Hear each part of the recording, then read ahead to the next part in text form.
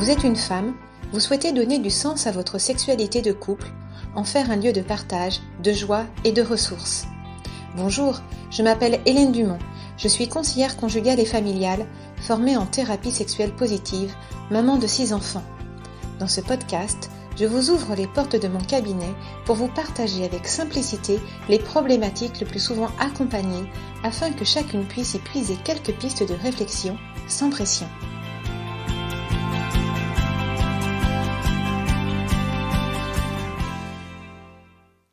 Bonjour Hélène. Bonjour Marie. Alors aujourd'hui, nous allons parler d'un sujet qui, contrairement à celui de l'épisode de la dernière fois sur l'orgasme, fait peu parler de lui. Et pourtant, pour vous, c'est un vrai sujet.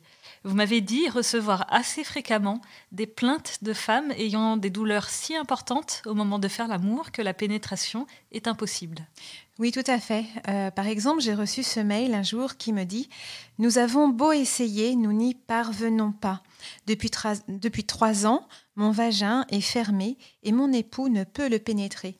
Quand il essaye, c'est vraiment douloureux. Nous faisons l'amour sans pénétration et avons du plaisir, mais au final, nous sommes déçus. Nous nous aimons profondément, mais notre sexualité est compliquée. » Alors, qu'est-ce que ce mail désigne et recevez-vous beaucoup de plaintes de ce style ? Alors, cette plainte désigne un trouble de la sexualité peu connu, mais qui concerne pourtant de nombreuses femmes et donc impacte la sexualité de nombreux couples. Il s'agit du vaginisme. On estime la prévalence du vaginisme à 6% des femmes environ en France, même si les chiffres sont un petit peu plus élevés selon certaines études. Oui, quand même, c'est pas anecdotique. Oui, exactement. Et qu'est-ce que c'est alors le vaginisme exactement ? Alors, le vaginisme, pour reprendre la définition donnée en 1950 par les médecins Kroger et Fried, c'est une contracture réflexe involontaire et invincible de la musculature périnéale interdisant toute tentative de pénétration. Donc, c'est un peu technique, mais au moins c'est clair, quoi. Oui. Voilà, je vais retraduire cette définition. Les muscles du périnée qui entourent le vagin, en fait, se resserrent de telle façon que toute pénétration devient impossible, ce qui impacte profondément la vie sexuelle et relationnelle de la femme et plus largement du couple. Oui, forcément. Mais je me demande, est-ce que c'est quelque chose qui est présent dès le début de la vie sexuelle de la femme ? Ou bien est-ce que cela arrive par accident, entre guillemets, après un traumatisme ou un blocage X ou Y ? Alors, en fait, on distingue 2 formes de vaginisme. Il y a le vaginisme primaire et le vaginisme secondaire. Alors, dans le premier cas, le vaginisme est présent dès le début de la vie sexuelle de la femme. La femme n'a jamais connu de pénétration. Alors, c'est la forme de vaginisme la plus fréquente. D'accord. Dans le second cas, quand on parle de vaginisme secondaire, la femme a déjà connu la pénétration avec une vie sexuelle tout à fait normale, mais un jour, en fait, pour de multiples raisons, ou pour un problème de santé, en tout cas suite à un problème de santé, celle-ci devient douloureuse ou impossible. Alors, on va voir ces raisons dans un deuxième temps, mais je voudrais aussi savoir si cette fermeture est totale ou pas. Alors, ouais, effectivement, c'est une bonne question. En fait, le vaginisme peut être global ou situationnel. Quand il est global, cela signifie que la contracture est systématique. Rien ne peut entrer dans le vagin, que ce soit un pénis, un doigt, un tampon ou même un spéculum, ce qui rend l'examen clinique en fait complètement impossible. Ah oui. Ouais. Dans le second cas, la contracture ne se produit que dans certaines conditions. Cela veut dire que certaines pénétrations sont possibles et d'autres non. Je pense par exemple à une femme qui tolérait un examen clinique, mais qui se fermait totalement pour une relation sexuelle avec pénétration. Cela doit entraîner une grande souffrance. Oui, une souffrance personnelle et relationnelle. C'est un dysfonctionnement de la sexualité féminine qui reste au final encore un peu assez mal connu, si bien que quand une femme y est confrontée, et du coup quand le couple y est confronté, tout le monde se trouve assez diminué. Je reconnais que pour ma part, c'est la première fois que j'en entends parler. Ouais. C'est vrai, vous n'êtes pas la première à me dire ça. Mais quand les couples en parlent, ils me parlent de mur. C'est une expression qui est très commune au vaginisme et elle traduit leur incompréhension. Ils me disent « Normalement, ça devrait marcher, faire l'amour, c'est évident. Ah oui. Ouais, et les femmes ont du mal à évoquer ce problème. Certaines se sentent coupables et elles se demandent si elles sont normales, notamment quand il y a un désir d'enfant. C'est pour cela que le vaginisme provoque une souffrance personnelle et conjugale, voire une détresse, une remise en question parfois profonde de la femme et du couple. À ce point-là? Oui, il faut bien comprendre que le vaginisme enclenche un vrai cercle vicieux, aussi bien corporel que personnel et relationnel. La pénétration étant appréhendée comme quelque chose de douloureux ou de compliqué, le périnée du coup se contracte. La pénétration devient à nouveau douloureuse, voire impossible. La femme est tendue, l'homme n'a pas envie de lui faire mal. Et d'ailleurs, il n'est pas rare d'observer chez l'homme un dysfonctionnement sexuel comme de l'éjaculation prématurée ou une angoisse de pénétration.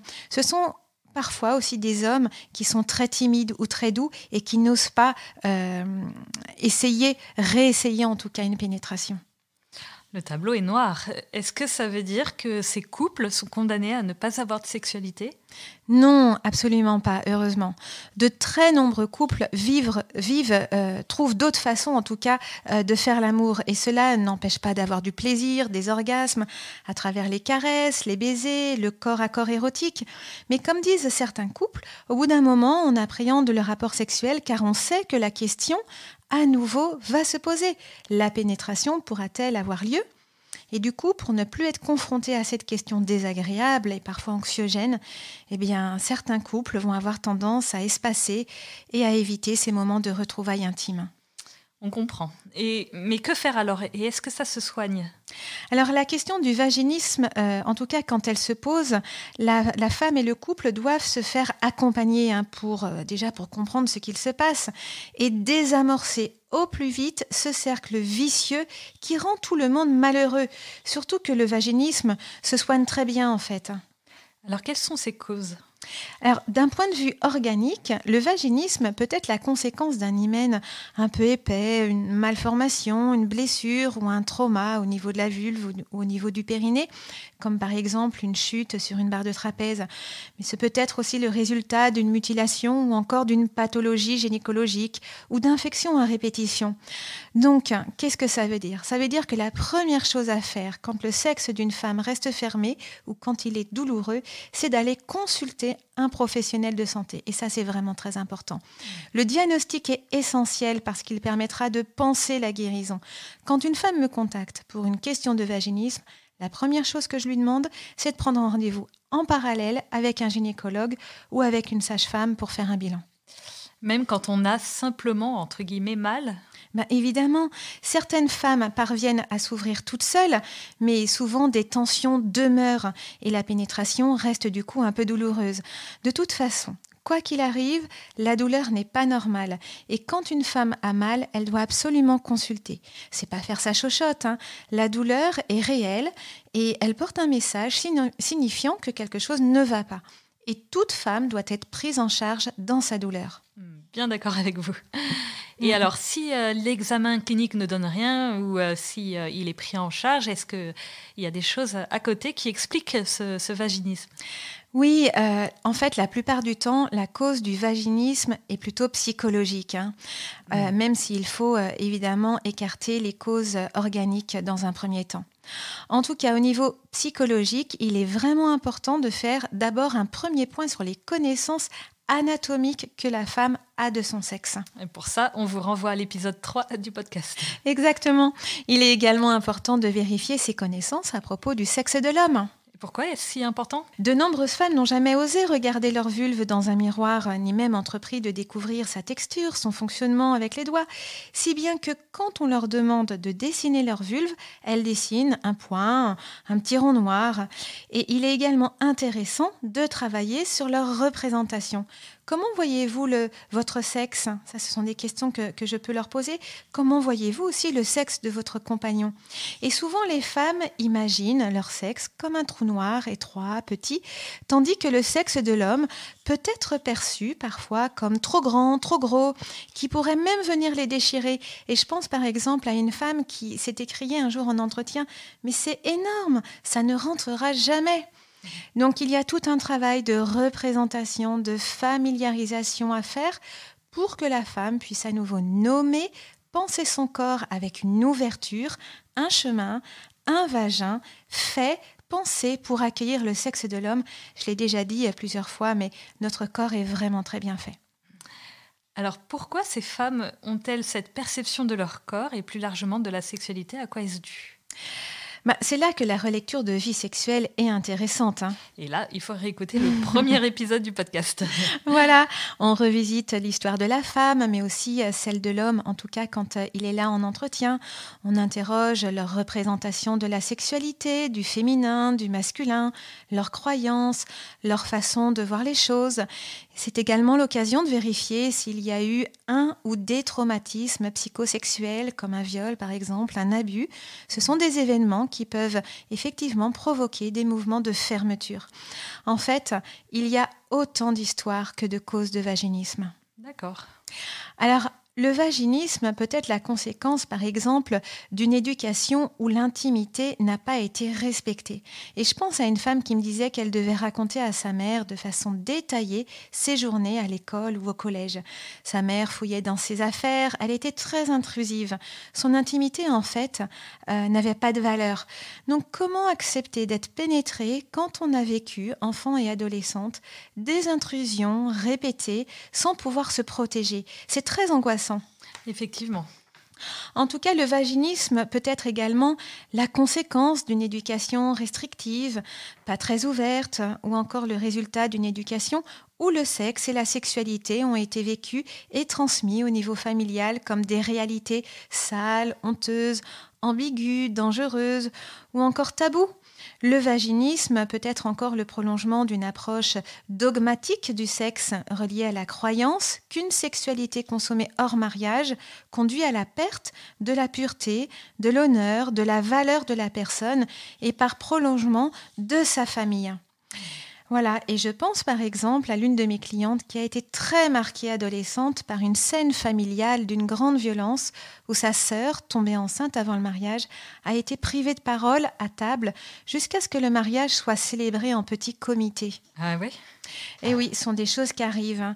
Alors, il faut la remettre dans ce contexte. Cette grossesse, dans l'histoire de ma patiente, en tout cas, cette grossesse hors mariage était scandaleuse parce qu'elle venait révéler la sexualité de cette jeune femme, ce qui signifiait par extension qu'elle n'avait pas résisté au désir de prendre du plaisir avec son amoureux et qu'ils avaient fait passer ce plaisir avant les valeurs. Et la famille, en fait, en a fait une affaire personnelle. Et ma cliente a été très choquée. Et du coup, le message qu'elle a intégré est le suivant. Pour ne pas vivre cette honte, où la sexualité de ma sœur a été exposée au regard de tous, et pour continuer d'être aimée par ma famille, je préfère me verrouiller. Le sexe, c'est dangereux. Le désir des hommes, c'est dangereux. Les femmes qui ne gardent pas le trésor de leur virginité ou de leur pureté sont montrées du doigt, accusées ou punies. Et je pense également à l'une de mes clientes à qui sa mère avait dit que si elle avait des relations sexuelles avant le mariage, son mariage serait forcément un échec. Ah oui, carrément. Voilà, donc on voit qu'une telle transmission moralisatrice et rigoriste de la sexualité, qui ne vise pas à rendre la jeune fille plus autonome, plus heureuse, plus libre dans son être femme, interroge. En fait, la seule préoccupation, en définitive, étant que la jeune fille ne tombe pas enceinte. En somme, le vaginisme est multifactoriel. Exactement. Il peut être le résultat d'enfermement inconscient, de loyauté familiale, de peur liée à l'intrusion, d'une mauvaise représentation de la pulsion masculine, de l'amour aussi. Donc il peut être aussi relié à la peur de grandir, à la peur de la grossesse ou à celle de devenir maman. Ce sont vraiment des choses qui sont déposées en entretien. Même si, pour d'autres femmes, et ça c'est important de le repérer, le désir d'enfant sera justement un moteur, mais essentiel dans le processus de guérison. Chaque histoire est vraiment singulière et chaque histoire doit être accompagnée dans cette singularité. Alors, la bonne nouvelle, c'est que le vaginisme se guérit très bien. Ah oui, vous nous l'avez dit déjà. Oui. Ça, c'est super. Et ça, il faut vraiment le dire, c'est qu'il faut vraiment inviter les femmes à s'ouvrir à cette souffrance pour pouvoir justement être guérie et retrouver une vie de couple épanouie et puis être maman. Donc, Les principales motivations, d'ailleurs, ce sont les principales motivations chez les couples pour guérir du vaginisme. C'est la sexualité épanouie et le désir d'enfant. Effectivement. Voilà, même si entre parenthèses, je trouve que c'est intéressant quand même de le dire, on peut très bien tomber enceinte en souffrant de vaginisme quand une petite pénétration est possible ou quand on peut insérer du sperme dans le vagin avec une pipette de Doliprane par exemple. D'accord. Alors, que faire si l'on est atteinte de ce mal ? Il existe de nombreux outils pour accompagner la guérison. Un travail autour de l'image corporelle est indispensable. La femme doit vraiment réaliser qu'elle a cette ouverture qui est possible en elle. Ensuite, on fait une relecture des représentations. J'ai déjà insisté sur ce travail-là. Et puis, on travaille également beaucoup sur l'estime de soi, la confiance en soi. La femme est capable de guérir et puis elle a le droit d'accéder à cette guérison. Ça, c'est un travail très important. La sophrologie ou la pratique de la pleine conscience sont de très bons outils pour aider la femme à se relaxer, à respirer, à désamorcer en fait ce cercle vicieux stressant mis en place par la douleur, par la peur de l'échec ou encore par d'autres peurs. On peut également travailler sur la visualisation de son sexe, c'est-à-dire un sexe qui s'ouvre un petit peu comme un focus d'appareil photo ou comme une fleur pour accompagner la pénétration. D'ailleurs, j'aime bien comparer leur sexe à une fleur qui s'ouvre. Mais alors, est-ce que ça suffit, ce travail de représentation et de meilleure estime de soi ? Non, ça ne suffit pas. En tout cas, pas toujours. Certaines femmes se contenteront de ce travail et ça les mettra en chemin, elles s'ouvriront toutes seules. Mais souvent, il est quand même nécessaire que la femme soit suivie par une sage-femme ou par un kiné à un moment donné afin qu'elle prenne conscience de son périnée contracté et qu'elle apprenne à le détendre, à le faire travailler. Ça, c'est vraiment très important.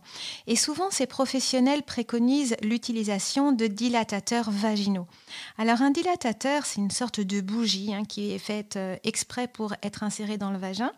Donc c'est une sorte de bougie que l'on insère dans le vagin de façon progressive pour aider la femme à détendre, à masser l'ensemble des muscles du vagin afin que celui-ci s'ouvre.